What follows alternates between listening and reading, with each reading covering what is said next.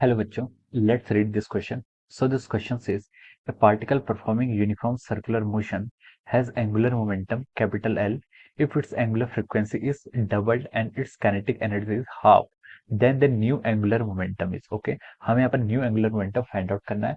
Option A is 2L, option B is 4L, option C is L/2, option D is L/4. Okay, तो चलिए बच्चों अब हम इस क्वेश्चन को स्टार्ट करते हैं.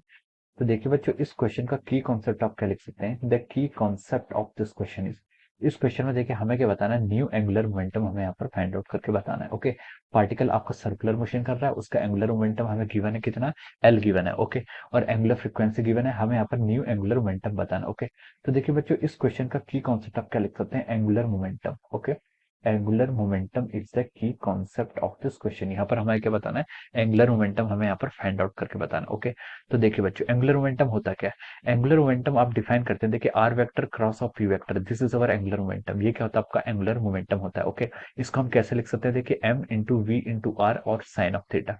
This is again one definition of angular momentum. ऐसे भी हम क्या कर सकते हैं, एंगुलर मोमेंटम को क्या कर सकते हैं, डिफाइन कर सकते हैं. ओके, अब पार्टिकल अगर आपका सर्कुलर मोशन कर रहा है तो देखिए जो वेलोसिटी वेक्टर होता है और रेडियस वेक्टर होता है, ये क्या होते हैं, परपेंडिकुलर होते हैं. तो हम यहाँ से लिख सकते हैं कि एल की वैल्यू कितनी इक्वल हो जाएगी, यहाँ पर एम बी आर की इक्वल हो जाएगी. L is equal to over M V R. Okay, अब देखिए ये आपका एंगुलर मोमेंटम का क्या हो जाता है, फॉर्मूला हो जाता है. ओके, एंगुलर मोमेंटम को हम और कैसे लिख सकते हैं, एंगुलर मोमेंटम को हम देखिए v को अगर हम ओमेगा के टर्म में लिखे तो हम यहाँ से लिख सकते हैं v इज इक्वल टू क्या होता है, आपका ओमेगा आर होता है.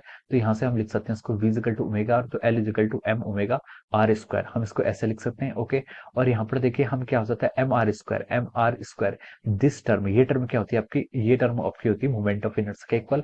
तो हम एल को क्या लिख सकते हैं, एल को हम यहाँ से आई ओमेगा के इक्वल भी लिख सकते हैं, L is equal to I omega. Okay, so this is our angular momentum. Angular momentum कितना आ गया आपका, I times omega. Okay, L क्या आपका एंगुलर मोमेंटम, आई है आपका moment of inertia and omega is called our angular velocity. Okay, अब देखिए देखिए जो आपकी काइनेटिक एनर्जी होती है, काइनेटिक एनर्जी हम रोटेशनल मोशन की अगर बात करें तो रोटेशनल मोशन में जो आपकी काइनेटिक एनर्जी होती है वो आपकी क्या हो जाती है, हाफ आई ओमेगा स्क्वायर के इक्वल. कितनी होती है आपकी, हाफ आई ओमेगा स्क्वायर के इक्वल होती है. हम यहाँ से लिख सकते हैं, देखिए जो आपकी काइनेटिक एनर्जी है वो आपकी कितनी हो जाएगी, हाफ आई इंटू ओमेगा का स्क्वायर. ओके, इसको आप क्या मान लीजिए, make it equation number 2. Okay, ये देखिए ये आपके बहुत ही जनरल से रिजल्ट है, ये रिजल्ट आपको क्या करनी चाहिए, रिमेंबर रहने चाहिए. ओके, अब देखिए अब हमसे देखिए क्वेश्चन में क्या पूछा है.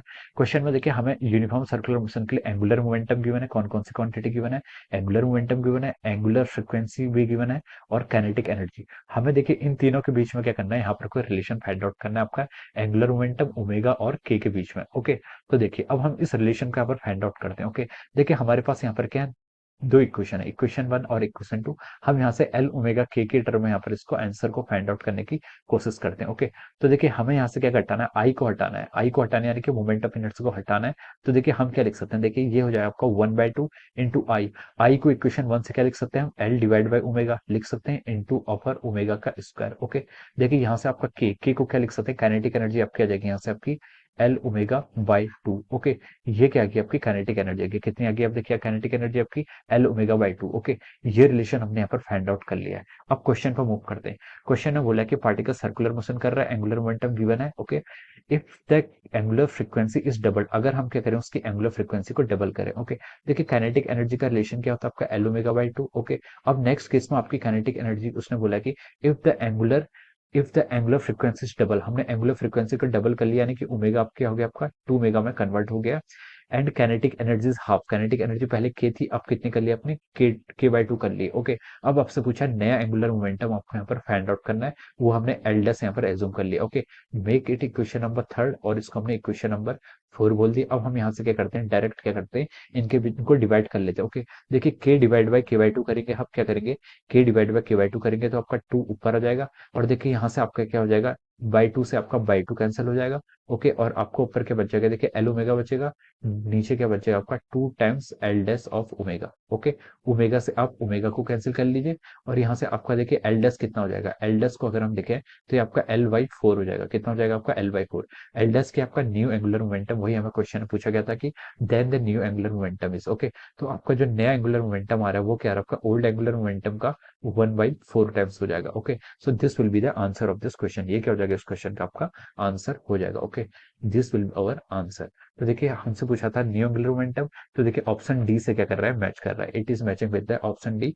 सो we can write down that option D is the correct answer of this question. इस क्वेश्चन का ऑप्शन डी क्या हो जाएगा, आपका करेक्ट आंसर हो जाएगा। Okay, so I hope you all understood this concept. All the best and thank you.